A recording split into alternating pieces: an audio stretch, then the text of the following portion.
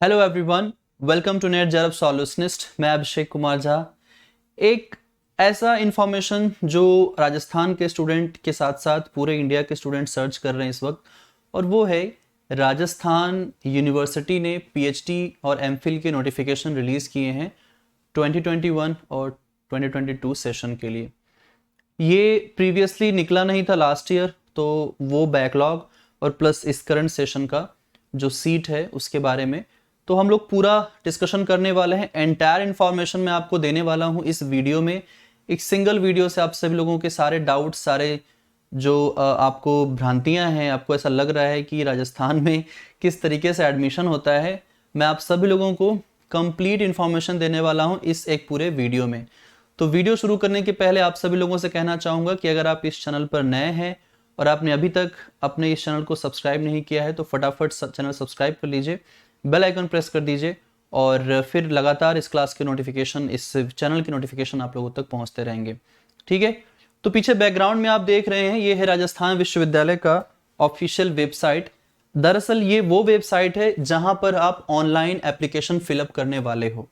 इस वेबसाइट का पूरा डिटेल यहाँ पर है mpat.uniraj.res.in है। ये आप इसी वेबसाइट पर जाएंगे तो आपको सारी इंफॉर्मेशन देखने को मिल जाएंगी। यहाँ पर आपको कुछ इस तरीके से इंटरफेस देखने को मिलेगा जिसमें इन्होंने सारे इंफॉर्मेशन दे रखे हैं। यूनिराज 2019-2020 का है ये सेशन, प्रीवियसली जो इस साल फिल किया जा रहा है। इसमें आपको नोटिफिकेशन वगैरह, प्रोस्पेक्टस वगैरह, instructions, guideline, vacant seat, important dates, सारी इंफॉर्मेशन आपको यहाँ पर देखने को मिल जाएंगी। आप जैसे से नीचे जाएंगे आपको एवरीथिंग देखने को मिल जाएगा यहाँ पर।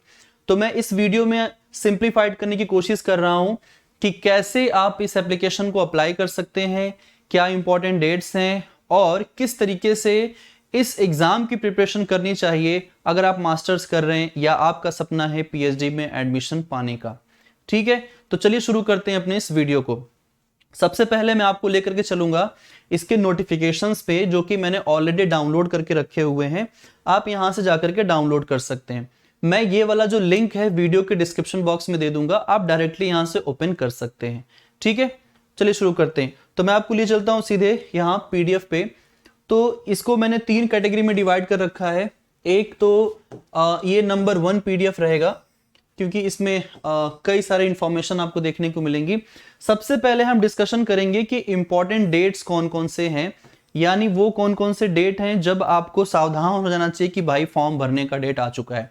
तो सबसे पहले अगर आप यहां पर देखो तो यहां पर आप देखेंगे तो ऑनलाइन एप्लीकेशन जो है वो 3 अक्टूबर से शुरू हो चुका है। ठीक है, 3 अक्टूबर से लेकर के 11 अक्टूबर तक आप एप्लीकेशन के लिए फिल कर सकते हो, मतलब एप्लीकेशन आप फिलअप कर सकते हो। लास्ट डेट जो रखी गई है वो 11 अक्टूबर है, ये ध्यान रखिएगा। आज है 5 अक्टूबर। ठीक है, आई नो वीडियो 2 दिन जरूर लेट हुआ है, लेकिन सारी इंफॉर्मेशन आपको मैं दूंगा। इसके अलावा जब आप एप्लीकेशन अप्लाई कर देंगे तो आपका एडमिट कार्ड 21 अक्टूबर तक आ जाएगा। और एग्जामिनेशन का जो डेट रखा गया है एमपैट का वो है 29 अक्टूबर, यानी कि अक्टूबर 29 को जब यूजीसी नेट का पेपर फिनिश हो जाएगा तब। ठीक है, यहां पर हम देखें तो एग्जामिनेशन के बाद जो आंसर की है वो 30 अक्टूबर को रिलीज हो जाएगा। और आप लोगों को क्या करना है, अप्लाई करना है ऑनलाइन, और साथ ही साथ आप लोगों को हार्ड कॉपी भी भेजनी है। ठीक है, कहां भेजना है सारा इंफॉर्मेशन बताऊंगा, किस एड्रेस भेजना है बताऊंगा मैं आप लोगों को। तो आपको हार्ड कॉपी भी भेजनी है अपने इस एप्लीकेशन की। तो ये 8 नवंबर तक पहुंच जाने चाहिए। इसका लास्ट डेट है 8 नवंबर, टिल 4:30 PM तक पहुंच जाना चाहिए। ठीक है, कहां पर भेजना है तो आप लोगों को भेजना है यहां पे, राइट, इस एड्रेस पे भेजना है आप लोगों को। इसके बाद देखा जाए यहां पर भी एड्रेस दिया हुआ है, इस रीजन पे भी एड्रेस दिया हुआ है, यहां पर भी आप देख सकते हो, ये इस एड्रेस पे आपको भेजना है। इसके अलावा रिवाइज्ड आंसर की आएगा आंसर की के बाद 15 नवंबर को, और फाइनली रिजल्ट निकल जाएगा 17 नवंबर तक।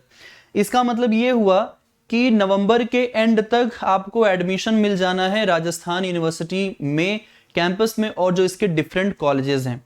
अब चलिए बात करते हैं इसके कितने टोटल सीट्स हैं जो कि राजस्थान यूनिवर्सिटी ने रिलीज किए हुए हैं। तो नंबर 1 पीडीएफ के बाद नंबर 2 पीडीएफ की तरफ हम चलते हैं। यहां पर अगर आप देखोगे तो इसमें रिसर्च के सेक्शंस दिए हुए हैं यूनिवर्सिटी ऑफ राजस्थान। ठीक है, आपको पता है इसका कैंपस जयपुर में है। और ये आपको यहाँ पर कई कैटेगरी में सीट्स देखने को मिलेंगी। वैकेंट सीट आपको दिखाया जाएगा, प्लस कई सारे और भी सीट्स हैं। मैं इनको सिंप्लीफाइड करूंगा। स्टूडेंट्स को इनको लेकर के काफी डाउट है कि ये सीट्स कैसे हैं, किस तरीके के सीट्स हैं, कुछ यहां पर हैं, कुछ यहां पर हैं, कुछ यहां पर हैं। तो चलिए मैं आपको बताता हूं। सबसे पहले यहां पर ये डिपार्टमेंट्स हो गए जिन डिपार्टमेंट से आपको पीएचडी करना है, जो भी आपका सब्जेक्ट है। फर्ज करिए मेरा सब्जेक्ट ज्योग्राफी है, तो मुझे ज्योग्राफी डिपार्टमेंट को देखना होगा। ठीक है, तो यहां पर जब हम नीचे की तरफ जाएंगे तो इनके सारे सब्जेक्ट लिस्ट दिए हुए हैं, प्लस ये एमफिल की सीट है। यानी अगर आपको मास्टर ऑफ फिलॉसफी करना है तो आप एमफिल के लिए अप्लाई कर सकते हैं। दूसरा जो कॉलम है यहां पर ये पीएचडी के लिए सीट है। ये पीएचडी, अगर आप पीएचडी करना चाहते हैं तो उसके लिए सीट यहां पर दिया गया है। ठीक है, तो इनके सीट के ये नंबरिंग्स होंगे। तीसरा जो कॉलम आप देख रहे हो, मैं इनको डिवाइड कर देता हूं, 1 2 3 और 4। तो आप थर्ड कॉलम जो देख रहे हो, इसमें जो सीट है वो पीएचडी एट रिसर्च सेंटर। क्या होता है कि यूनिवर्सिटी पीएचडी कराने के लिए कई सारे रिसर्च सेंटर को भी बनाती है, जिसे कई बार हम डीएसटी सेंटर के नाम से भी जानते हैं। तो यहां पर राजस्थान यूनिवर्सिटी के भी कुछ रिसर्च सेंटर है जहां सिर्फ और सिर्फ रिसर्च वर्क करवाया जाता है। तो इनके नंबर ऑफ सीट्स आपको कुछ यहां पर देखने को मिलेंगे। इसके अलावा जो चौथा कॉलम है, फोर्थ वन, इसमें teacher candidate seat for PhD, इसको लेकर के काफी डाउट है स्टूडेंट्स में। तो मैं आपको बता दूं कि ये जो टीचर कैंडिडेट सीट की लिस्ट है, ये बेसिकली अगर देखा जाए तो ये उनके लिए है जो राजस्थान स्टेट में या किसी दूसरे स्टेट में एक टीचर हैं और वो पीएचडी करना चाहते हैं। ठीक है, एक टीचर है और पीएचडी करना चाहते हैं, तो ये उनके लिए है। अगर आप एक शिक्षक हैं और आप पीएचडी करना चाहते हैं तो पर्टिकुलरली उन टीचर्स के लिए सीट अलग से निकाली गई है। जनरली ऐसा होता नहीं है, लेकिन यहां पर उनके लिए सीट अलग से निकाली गई है। ठीक है, तो ये नंबर ऑफ सीट्स यहां पर डिस्प्ले किए गए हैं। अगर हम बात करें कुल संख्या की, यानी कि टोटल नंबर की बात करें कि टोटल कितनी सीट्स आई हैं इस एप्लीकेशन में, तो आपकी जानकारी के लिए बता दिया जाए कि यहां पर जो टोटल संख्या आप देख रहे हैं ये है 248 सीट एमफिल के लिए। किसके लिए? एमफिल के लिए है। वहीं 326 सीट किसके लिए है? पीएचडी के लिए है। और इसके अलावा जो रिसर्च सेंटर्स हैं उनके वहां पर पीएचडी करने के लिए 67 सीट्स रिलीज किए गए हैं, जबकि 354 यानी कि सबसे ज्यादा सीट किसके लिए आए हैं? जो शिक्षक हैं और जो पीएचडी करना चाहते हैं। तो आप सभी लोगों के लिए एक बहुत ही बेहतरीन अपॉर्चुनिटी है। मैं अगर कहूं यहां पर, यह अपॉर्चुनिटी हाथ से जाने मत दीजिए, क्योंकि 354 सीट बहुत ज्यादा होता है। ठीक है, मतलब इतना समझ लो कि आपका सिलेक्शन हो ही जाएगा। अब यहां पर सब्जेक्ट वाइज अगर हम देखें सीट की, तो कुछ इस तरीके से आपको देखने को मिलता है। सब्जेक्ट वाइज सीट को अगर हम देखें तो यहां पर जो एंथ्रोपोलॉजी है इसके पास एमफिल सीट्स हो गए 15, और जबकि यहां पर एंथ्रोपोलॉजी में पीएचडी की सीट 10 हो गई, और इसके लिए सेंटर में कोई सीट नहीं रिसर्च सेंटर में, जबकि टीचर कैंडिडेट सीट जो है यहां पर 10 रिलीज किया गया एंथ्रोपोलॉजी के लिए। बायोटेक्नोलॉजी के लिए कोई सीट नहीं है एमफिल के लिए, बॉटनी के लिए भी कोई सीट नहीं है, जबकि बिजनेस एडमिनिस्ट्रेशन के लिए 15+3 सीट्स रिलीज किए गए हैं। पीएचडी के लिए बायोटेक्नोलॉजी में 10 है, बॉटनी में 8 हो गए और बिजनेस एडमिनिस्ट्रेशन में 14 हो गए। अब यहां पर जो टीचर्स के लिए रिलीज किए गए हैं वो आपको 19 और 16 देखने को मिल जाएंगे। केमिस्ट्री में कोई सीट नहीं है पीएचडी एमफिल के लिए, पीएचडी में 34 सीट हैं, जबकि 28 सीट रखे गए हैं टीचर और टीचर कैंडिडेट के लिए। ठीक है, इस तरीके से आप सीट्स यहां पर देख सकते हैं। ये जो सीट्स आप यहां पर देख रहे हो कुछ इस तरीके से हैं। ठीक है, केमिस्ट्री हो गया, ड्रामेटिक्स हो गया, ड्राइंग एंड पेंटिंग हो गए, EFM, economics, education, English, European language, literature, cultural studies, Gandhian studies, इसके अलावा जेंडर स्टडीज, जियोग्राफी के स्टूडेंट के लिए कहना चाहूंगा कि बहुत ही अच्छी अपॉर्चुनिटी है। यहां पर आपके पास 15+2 सीट है, जिसमें से कि ये एमफिल की सीट हो गई, काफी अच्छी सीट है। 9 सीट निकली हुई है पीएचडी के लिए और 1 सीट निकला हुआ है रिसर्च सेंटर पे, जबकि 9 सीट किसके लिए है? अगर आप टीचिंग वाले पोस्ट में है, जॉब में है, तो आप यहां पर अप्लाई कर सकते हैं। टोटल 9 सीट है। तो ये अलग से है, ये भी अलग से है और ये भी अलग से है, जबकि ये भी आपको अलग से देखने को मिलता है। तो टोटल सीट की अगर हम बात करें तो ये लगभग आपको 19, 2, 21 और 26, लगभग 36 के अप्रोक्सीमेटली सीट हैं। अगर अब देखो यहां पर समझने वाली बात यह है कि इतने सीट का कैसे होगा, 35, 36 मान लीजिए, मान लेते हैं, तो इतने सीट को कैसे, ऑलरेडी डिवाइडेड है तो हमें क्या करना पड़ेगा, अलग से एप्लीकेशन डालना पड़ेगा, क्या है सारी चीजें मैं आपको बता रहा हूँ थोड़ी देर में। इसके अलावा सीट हिंदी की भी काफी अच्छी है, in history and Indian culture की भी काफी अच्छी सीट आए हुए हैं, 26, 24 आए हुए हैं।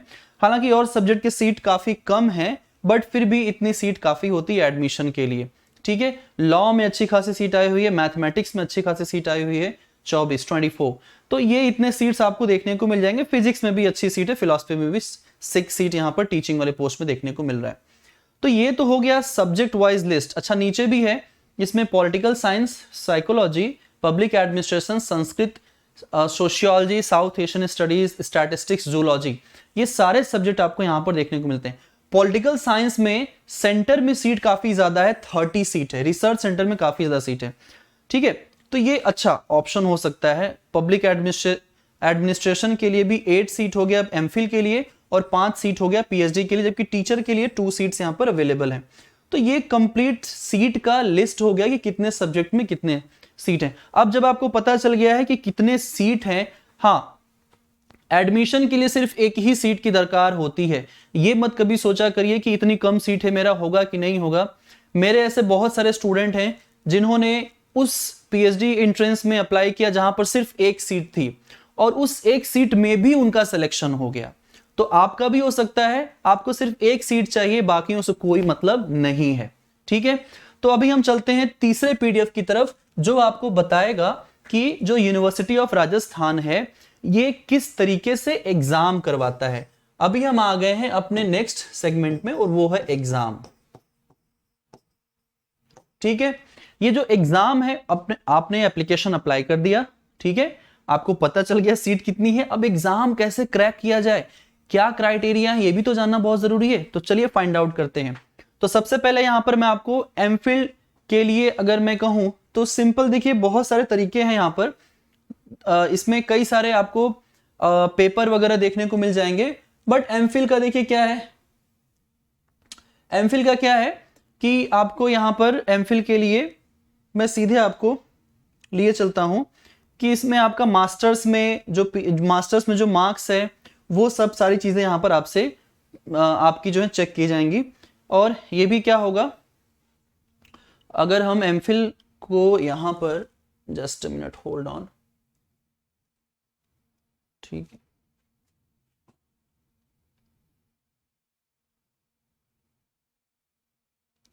स्कीम ऑफ एग्जामिनेशन देखो आप यहां पर, स्कीम ऑफ एग्जामिनेशन एमफिल के लिए क्या होगा, 2 पेपर होंगे, ठीक है, 2 पेपर होंगे। इसमें से आपका पेपर 1 जो है वो 1 आवर का होगा, और पेपर 2 जो है वो 2 आवर का होगा। और पेपर 1 जो है वो सभी के लिए कॉमन होगा, किसी एक का नहीं, सभी के लिए कॉमन होगा। जबकि यहां पर हम बात करें पेपर 2, वो आपका सब्जेक्ट पे बेस्ड होगा। तो इसमें 50 क्वेश्चंस पेपर 1 में और 100 क्वेश्चन पेपर 2 में देखने को मिलेंगे आपको।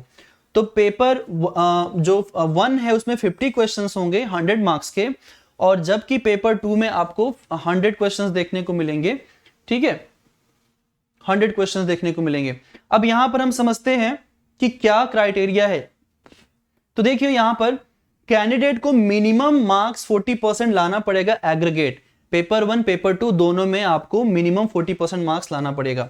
अगर आप पेपर 1 में 40%, या अगर आप पेपर 1 को आप पास नहीं कर पाते हो, तो क्या है कि आपका पेपर 2 चेक नहीं होगा, जस्ट लाइक यूपीएससी, ठीक है।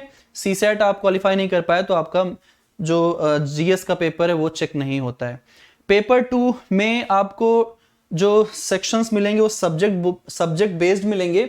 और अगर यहां पर बात करें हम कि कैसे क्वेश्चंस आएंगे पेपर 1 में जो कि कॉमन है, तो सबसे पहले तो आपको बता दूं मैं कि यहां पर रिसर्च मेथोडोलॉजी से क्वेश्चंस रहने वाले हैं, ये हम सिलेबस की बात कर रहे हैं, ठीक है। फिर आपको जनरल एप्टीट्यूड देखने को मिलेगा, जिसमें हम लॉजिकल रीजनिंग देखेंगे, ग्राफिकल एनालिसिस होगा, एनालिटिकल एंड न्यूमेरिकल एबिलिटी होगी, क्वांटिटेटिव कंपैरिजन होगा, सीरीज फॉर्मेशन होंगे, पजल्स होंगे, ये सारा सिलेबस का पार्ट है। हालांकि ये इनका अभी कोई फिक्स सिलेबस नहीं है, फाइनल सिलेबस ये कुछ दिन में अपडेट करने वाले, ऐसा ये कहते हैं। अभी हम बात करेंगे पीएचडी के पास चलेंगे, ठीक है। पीएचडी ज्यादा इंपॉर्टेंट है, पीएचडी को भी समझ लेते हैं हम, ठीक है। चलो देखो आप सभी लोग पीएचडी को समझते हैं अच्छे से, ये मैंने हाईलाइट कर रखा है पहले से ही क्योंकि ये ज्यादा जरूरी है। अब देखो पीएचडी में हम क्या देखते हैं कि यहां पर आपको जो गाइडलाइन है पीएचडी के लिए वो कुछ इस तरीके से है। एलिजिबिलिटी की हम बात करेंगे, सबसे इंपॉर्टेंट कि कौन कौन लोग एलिजिबल हैं। पहले तो आपके पास 55% मार्क्स होना चाहिए। 55% मार्क्स अगर नहीं होगा तो आप अप्लाई नहीं कर सकते, लेकिन आपको एज या बाकी परसेंटेज के साथ रिलैक्सेशन मिलता है। जैसे ST, SC, OBC, non creamy layer और ईडब्ल्यूएस कैटेगरी के स्टूडेंट को इसमें छूट मिलती है, ठीक है, राइट। 5% का आपको रिलैक्सेशन देखने को मिलता है SC, ST, OBC, non creamy layer candidates को। वहीं अगर हम बात करें इसके नेक्स्ट सेगमेंट की जो है प्रोसेस ऑफ एडमिशन, ये बेसिकली अगर देखें हम तो इक्विवेलेंट टू एमफिल है। जैसे एमफिल में वैसे पीएचडी में भी रखा गया है, समझने की कोशिश करते हैं। एडमिशन प्रोसेस जो है वो कंप्लीटली वन फेज में होगा। इसका मतलब ये है कि एंट्रेंस बेस्ड ही होने वाला है, एंट्रेंस बेस्ड ही होगा। फिर से समझ लीजिए कि जो एग्जामिनेशन है, जो आपका एडमिशन है एंट्रेंस बेस्ड होगा, आपको एंट्रेंस देना पड़ेगा। तो यहां पर देखिए जो डायरेक्ट एडमिशन है वो टीचर्स के लिए है सिर्फ। डायरेक्ट एडमिशन का मतलब क्या हुआ, जो टीचर वाली लिस्ट थी, टीचर कैंडिडेट लिस्ट जो था, ये लोग अप्लाई कर सकते हैं, एप्लीकेशन आपको फिल करना पड़ेगा, लेकिन आप एंट्रेंस से एग्जम्प्टेड हैं, ठीक है। एक बार फिर से, आप एंट्रेंस नहीं दे सकते, चाहे तो दे सकते हैं या आप चाहें तो ना भी दे सकते हैं, पूरी तरीके से आप एग्जम्प्टेड हैं। बट आपको अपीयर होना पड़ेगा इंटरव्यू में। इंटरव्यू में सभी को अपीयर होना पड़ेगा, क्योंकि यहां पर लिखा हुआ है कि आपको जो एंट्रेंस है उसमें अपीयर होना ही पड़ेगा। सिर्फ एक ही यहां पर फेज देखने को मिल रहा है। अब अगर देखें तो एंट्रेंस टेस्ट किस तरीके से होगा, तो एंट्रेंस टेस्ट जो है एमफिल पीएचडी दोनों के लिए हम यूनिराज एमपैट यहां पर देख रहे हैं। यूनिवर्सिटी राजस्थान है, यूनिवर्सिटी ऑफ राजस्थान, यूनिराज का फुल फॉर्म है। अब यहां पर हम समझते हैं कि किस तरीके से आपका एंट्रेंस होगा। आते हैं हम उसके कंपोनेंट पे। तो यहां पर अगर आप देखें तो आपको एडमिशन किस तरीके से मिलेगा, मेरिट लिस्ट बेस्ड होगा। अब मेरिट लिस्ट कैसे बनेगा, तो फाइनल मेरिट लिस्ट जो आपका तैयार होगा वो आपके टोटल मार्क्स पर बेस्ड होगा। यानी आप एंट्रेंस एग्जाम में अपीयर होंगे, ठीक है, उस एंट्रेंस एग्जाम में आपके जो स्कोर होंगे। तो एग्जाम का पैटर्न देख लेते हैं हम सबसे पहले। तो 2 पेपर होगा इसमें, एक पेपर 1 होगा कॉमन और दूसरा पेपर होगा आपके सब्जेक्ट का। तो यहां पर अगर हम देखें तो जो आपको देखने को मिल रहा है, ठीक है, सिलेबस, ठीक है, स्कीम ऑफ एग्जामिनेशन। तो टोटल 2 पेपर होने वाले हैं एग्जाम में, जिसमें से कि टोटल जो संख्या होगी वो 3 घंटे की होगी, समय आपको मिलेगा। पेपर 1 1 घंटे का होगा, पेपर 2 2 घंटे का होगा, जैसा कि एमफिल के लिए था। वहीं पेपर 1 जो है इसमें जो क्वेश्चंस होंगे वो कॉमन होंगे सभी के लिए। यहां पर आपसे research methodology, general aptitude, logical reasoning, है ना, graphical analysis, analytical and numerical ability, quantitative comparison और सीरीज फॉर्मेशन पजल से क्वेश्चंस पूछे जाएंगे। ये पेपर 1 कॉमन, जैसे यूजीसी नेट का पेपर कॉमन होता है वैसे ये भी है। पेपर 2 जो होगा वो ये सभी के लिए कॉमन रहेगा, ठीक है। इसमें क्या होंगे, टोटल 100 मार्क्स होंगे, क्योंकि इसमें टोटल 50 क्वेश्चंस देखने को मिलेगा, ठीक है। अब अगर हम देखें कि पेपर 2 क्या हो जाएगा, पेपर 2 में आपको 100 क्वेश्चंस देखने को मिलेंगे, ठीक है। पेपर 2 क्या रहेगा, 100 क्वेश्चंस रहेगा, जो कि आपके सब्जेक्ट पर बेस्ड होने वाला है। अब ये सब्जेक्ट जो है 100 क्वेश्चंस में से आपको जितने करेक्ट कर सकते हैं करना पड़ेगा, क्योंकि मिनिमम 40% एग्रीगेट पेपर 1 में आपको लाना है। और पेपर 1 में अगर आप 40% नहीं ला पाते हो तो आपकी सेकंड कॉपी चेक नहीं होगी, ये भी इसमें कहा जा रहा है।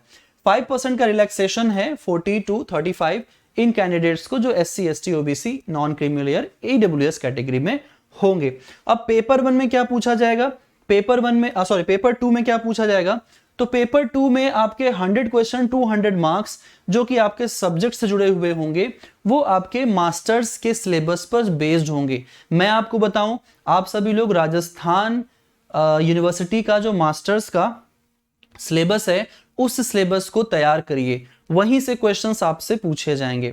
इस तरीके के एंट्रेंस ज्यादातर आपके सब्जेक्ट पर बेस्ड होते हैं, तो सब्जेक्ट आपका जितना अच्छा रहेगा उतना बेहतर होगा। ठीक है, एलिजिबिलिटी इसकी वही है, 50% मार्क्स आपको लाना ही पड़ेगा मिनिमम पेपर 1 पेपर 2 को। अगर नहीं ला पाते हैं आप तो आप पीएचडी प्रोग्राम में इंटरव्यू में अपीयर नहीं हो पाएंगे। तो ये पूरा क्राइटेरिया है, ये कंप्लीट इंफॉर्मेशन है जिसमें राजस्थान विश्वविद्यालय यूनिवर्सिटी ऑफ राजस्थान ने। अब देखो यहां पर चलते हैं हम चौथे सेगमेंट की तरफ, जिसमें आप यहां पर चेक कर सकते हो वैकेंट सीट जो मैंने आपको बता दिया। सबसे पहले आपको क्या करना पड़ेगा, अब मैं बात करने वाला हूं प्रोसीजर की कि अप्लाई कैसे करें। तो सबसे पहले आपको क्या करना होगा, आपको जो अगर आप इंडिविजुअल एक स्टूडेंट हैं तो आपको 2805 रुपए का भुगतान करना पड़ेगा यूनिवर्सिटी ऑफ राजस्थान को। तो भाई इतना आसान नहीं है, थोड़े पैसे खर्च करने पड़ेंगे। लेकिन अगर कोई टीचर है तो उसको 1145 रुपए खर्च करने पड़ेंगे। भाई ये तो बहुत ज्यादती है। एक तो बेचारे स्टूडेंट अर्निंग नहीं कर रहे हैं, कोई सोर्स ऑफ इनकम नहीं है, उनसे फीस ज्यादा लिया जा रहा है, और टीचर के पास पहले से ही सोर्स ऑफ इनकम है, उससे फीस कम ली जा रही है। So it's all about designation, आप किस पोस्ट पर हैं, ये मेरिट होता है एक टीचर होने का, एक शिक्षक होने का। उसके बाद जब आप अपना पेमेंट कर लोगे तो ये आपको लॉगिन आईडी और पासवर्ड आपके रजिस्टर्ड ईमेल पर भेजेंगे, तब आपको वहां से फर्दर प्रोसीड करना होगा एप्लीकेशन को फिल करने के लिए। ठीक है, जब आप अपने ब्राउजर को ओपन करेंगे सारी इंफॉर्मेशन यहां पर दी हुई है। फॉर्म भरने से पहले बहुत सारी इंफॉर्मेशन यहां पर दिया हुआ है। आपके पास पर्टिकुलर सारा इंफॉर्मेशन होना चाहिए, जैसे कि आपके पास फोटोग्राफ होना चाहिए, सिग्नेचर होना चाहिए, जेपीजी फॉर्मेट में होना चाहिए, आपका पर्सनल इंफॉर्मेशन होना चाहिए, कॉन्टैक्ट डिटेल होना चाहिए, एजुकेशन क्वालिफिकेशन होना चाहिए। ठीक है, आपका जो इंफॉर्मेशन है एमपैट का सब्जेक्ट आपको डालना है, प्रोग्राम प्रेफरेंस डालना है। ठीक है, ये सब कुछ आपको डालना है। सेपरेट फॉर्म भरा जाएगा, टीचर के लिए अलग और स्टूडेंट के लिए अलग, क्योंकि जब आप पेमेंट सेपरेट कर रहे हो तो जाहिर सी बात है कि लिंक सेम होगा बट वो एप्लीकेशन अलग जाएगा। फिर आप अपने फॉर्म को प्रिंट करके फिनिश करके कहां पर भेजेंगे, आपको भेजना hard copy of application from sent to office convener UNIRAJ MPAT 2019 and 20 department of sociology university of Rajasthan Jaipur 302004। ये है एड्रेस जहां पर आपको हार्ड कॉपी भेजनी है। तो मैं उम्मीद करता हूं कि आपको सारी इंफॉर्मेशन समझ में आ गई होगी। वीडियो थोड़ा सा बड़ा जरूर हो गया डिटेल में बताने में, लेकिन आपको सारी बातें समझ में आ गई होंगी उम्मीद करता हूं। इस वीडियो को शेयर करिए अपने दोस्तों को भी, ताकि वो इस वीडियो को देख करके समझ सकें कि फॉर्म को कैसे अप्लाई करना है और क्या सारे प्रोसीजर्स हैं। Thank you so much everyone, मिलते हैं नेक्स्ट वीडियो में कुछ ऐसे इंफॉर्मेशन के साथ। तब तक आप इस चैनल को सब्सक्राइब जरूर कर लीजिएगा और वीडियो को लाइक जरूर कर दीजिएगा। Thank you so much guys.